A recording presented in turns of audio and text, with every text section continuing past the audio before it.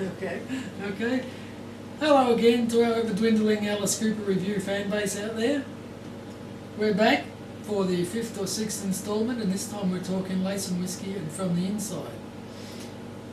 Lace and Whiskey, I would say its only redeeming feature is You and Me. This is not an Alice Cooper album. It is too poppy. Donny Osmond could have done this album. You and Me was our wedding song, by the way, and we love it, but it could be anybody.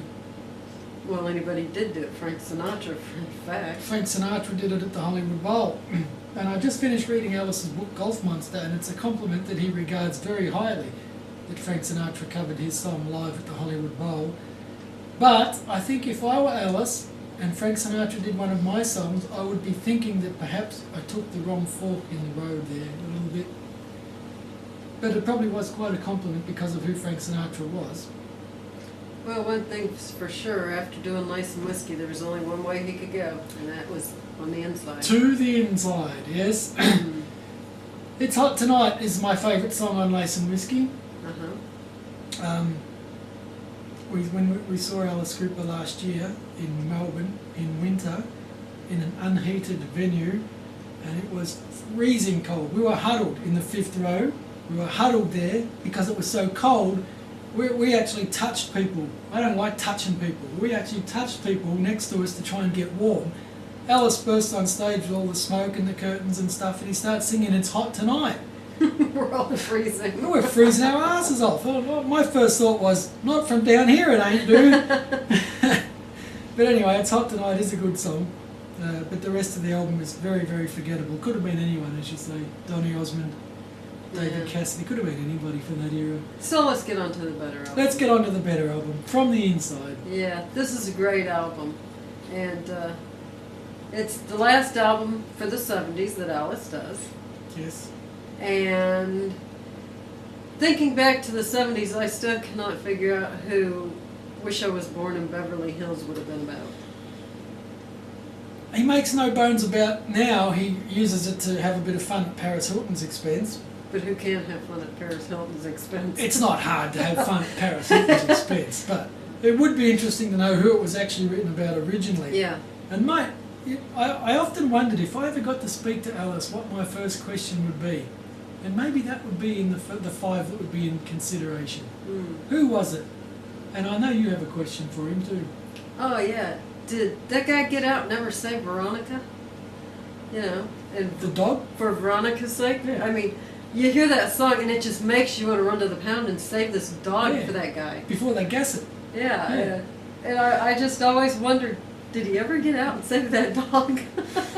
So that would be 2 questions we would ask Alice, perhaps, you know, if we had a couple of questions to ask him. Anyway, my favourite on From the Inside is most definitely The Quiet Room. I like the quiet Oh, one. definitely The Quiet Room. I felt like that myself on some occasions. I'm usually more prone to wanting to kill somebody than myself. From the, Would you, go on. would you actually want to be locked up with Millie and Billy? Millie and Billy, no I wouldn't. No, I can't say as I would. They're just... ugh. That'd creep you out a bit, wouldn't it? Ugh. Psychos having sex, that'd sort of creep you a bit.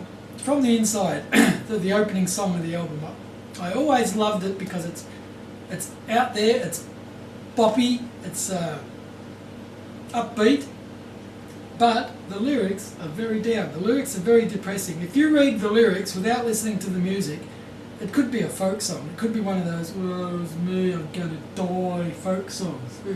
And I think it works really well. The depressing lyrics and the upbeat music. It's one of those rare occasions where the 2 black and whites mix really well. Yeah, and this is the song that, a few reviews back, we said that reminded us more of being about Jim Morrison. Yeah, that's right. Proposed to Toast to Jimmy's Ghost, yeah. Than Desperado. Right. Yeah, because we couldn't figure out how Jim Morrison and a cowboy fit together, but... It doesn't fit. I refuse to believe that's about Jim Morrison, but anyway. My favorite song on the album, even though I love The Quiet Room, is How You Gonna See Me Now. That's just a beautiful song. It really is. You'd go a long way to find a better ballad than How You Gonna See Me Now.